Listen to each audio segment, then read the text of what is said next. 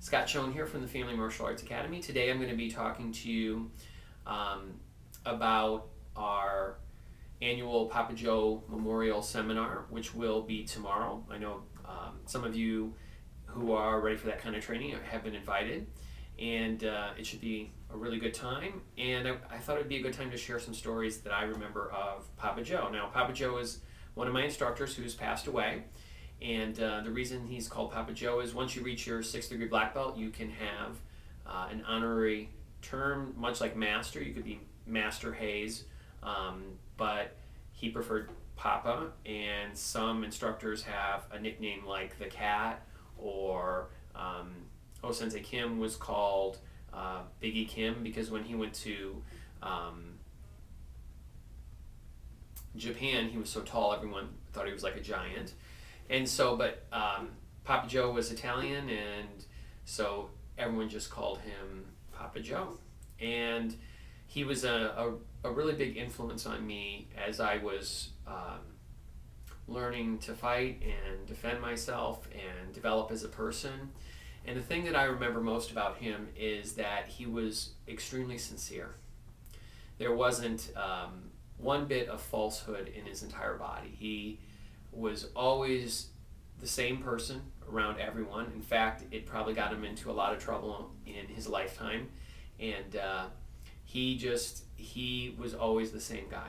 And whether he was working with a bunch of kids, which he was amazing, he was just unbelievably charismatic with children, or a hardcore group of adults who was looking to learn how to full contact fight or box or Muay Thai fighting or just anything you could imagine, he was the same person.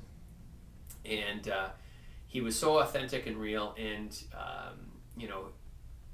so I wanted to just, share a little bit of my thoughts and my experiences. And one of my most vivid memories of Master Hayes was we were at a camp, and this was one of the last camps he was able to attend because he was older and had Lou Gehrig's disease. And even though he was sick, he put on this seminar for 2 or 3 hours where he showed us all these different types of knees and leg kicks and all this kind of advanced footwork. And we worked for about 3 hours straight on this. And he showed us all these footwork patterns and drills and ways to hold your feet, and I can remember every moment of it. And here he is in his 60s, and at one point he was talking to us for about 20-25 minutes in a row and showing us different techniques, and he was on one leg the entire time. He was throwing a kick, and then he would demonstrate it, and then show a knee, and then throw another kick and do it again. And for 25 minutes, this entire time he's showing all these combinations, he's on one leg, and he never puts his foot down. He never even adjusted, where you're throwing multiple kicks and you lose your balance and you hop over a little bit, or you turn your foot, or you restabilize yourself. I never even saw that. He was absolutely perfectly balanced for the entire time. And then later that night, we were all out because we were at a camp, and so we were all staying at a hotel. And he was standing at the restaurant we were at, and Sensei Brian Kausman, who has a school over on the west side, was one of my best friends. He was there, and he was in his early 20s, and at that time he lifted a lot of weights. He was benching well over 200, I think 250 at the time. Very, very strong guy, really, really tough.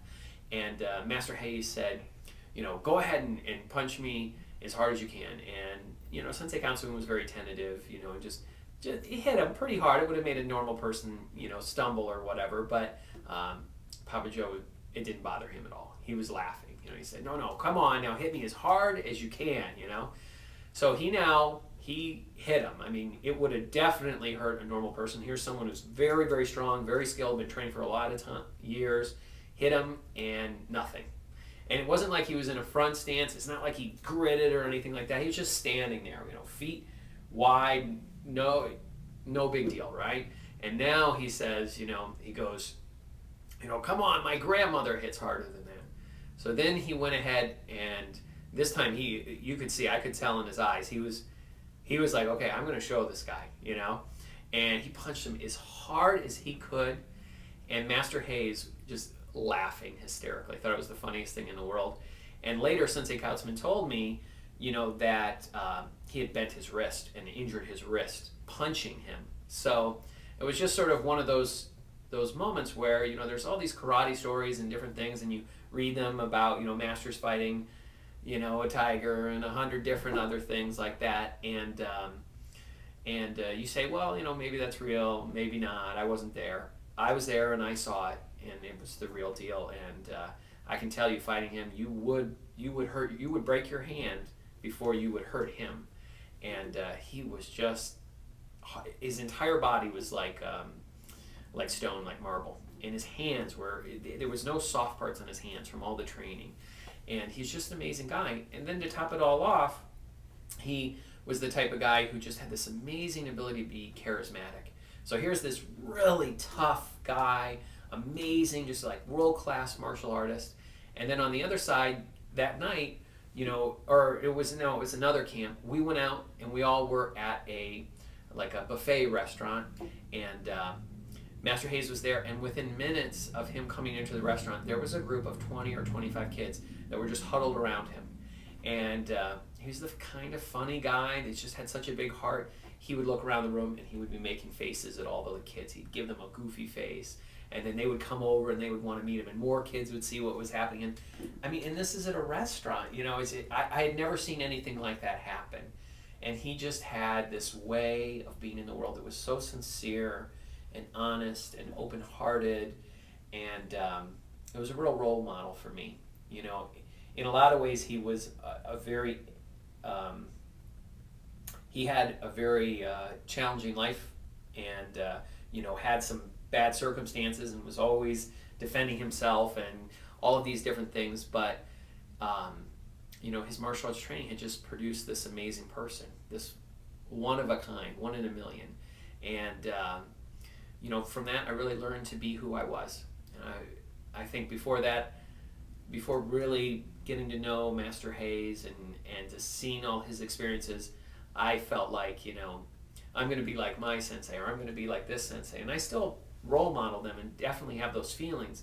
But now I know I have my own unique purpose and calling to become exactly who I'm meant to be, and that is very important, and I can't fake it. I have to be who I really am. And that was something I learned from Master Hayes, and I'm forever indebted to him. And he's now up in karate heaven and part of the Shomen. So he's when we bow at the beginning of class, we're bowing to all those instructors and all the gifts they've given to us as a sign of respect and gratitude for everything they've done. And he just put in so much effort to help his students and taught them throughout his whole life, and was an amazing, amazing person. And I hope these stories can just sort of share with you the impact that martial arts can have. It's not just about what you can do, which is amazing. Master Hayes had all these talents, and certainly when we look at that, and we're so lucky to have learned from him, we can learn all those talents, but that compares so little with who he was as a person and who he became, and that he gave us the tools to be able to become a person like him. And that's where I think the real value is when you're looking for a role model. There's one level of role model where you look and say, wow, they can do something I can't. I'm going to copy that, and I'm going to become like them so that I can do what they can do. But there's a whole nother level when you look at it and you say, they are who I want to be. They embody the type of person I want to be.